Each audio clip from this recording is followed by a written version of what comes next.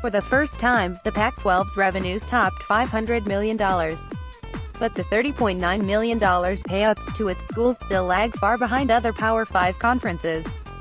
The Pac-12 on Thursday announced the basics of its finances for the 2017 fiscal year, a shift in policy by the conference that was hooked to a record revenue haul. For the first time, Pac-12 annual revenue topped $500 million.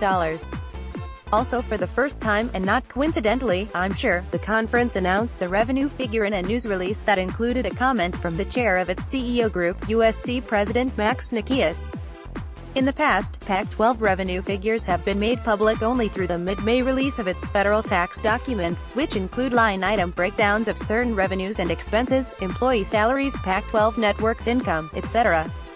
The 990s for FY17 are not yet available, but the conference opted to release the headline-grabbing revenue number in advance, during its spring meetings in Scottsdale, along with a comment from Nikias. The strong financial performance recorded by the Pac-12 conference provides valuable resources to our universities to support our educational and athletic goals, including opportunities for the over 7,000 student-athletes competing on our Pac-12 campuses.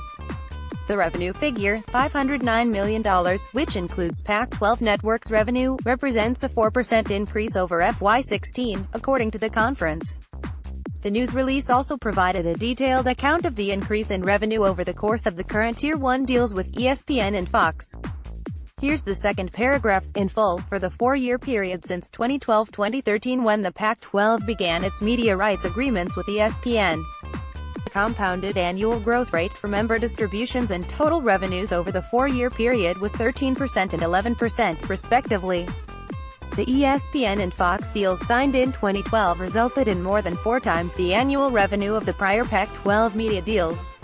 So, what does it all mean? The key number isn't the $509 million in revenue but the $371 million that was distributed to the campuses. The conference's primary mission, after all, is to serve the schools. That $371 million breaks down to $30.9 million per school. That's an 8% year-over-year and a tad higher than the latest hotline estimates of $30.5 million per school.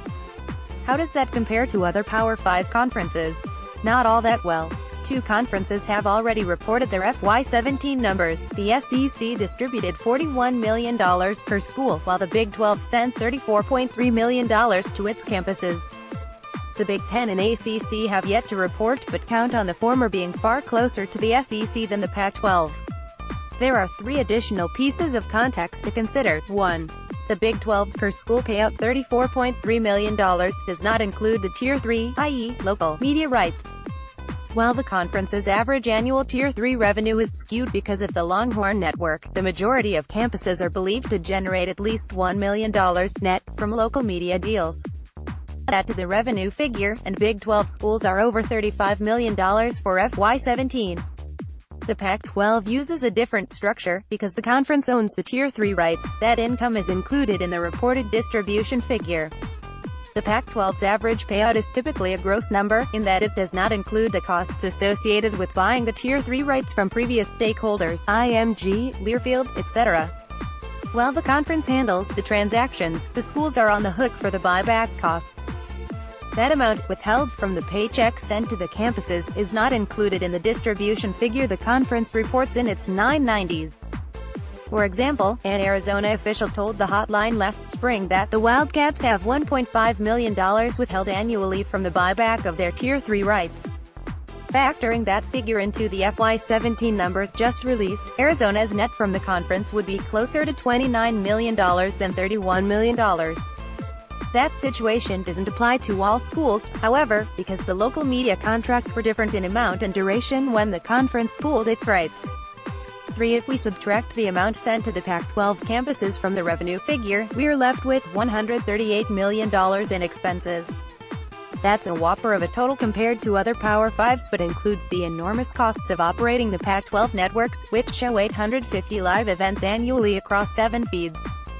Exactly how much the Pac-12 nets generated in FY17 should be available in the 990s, and campus sources believe approximately $2.7 million of the total distribution figure, per school, is from the networks.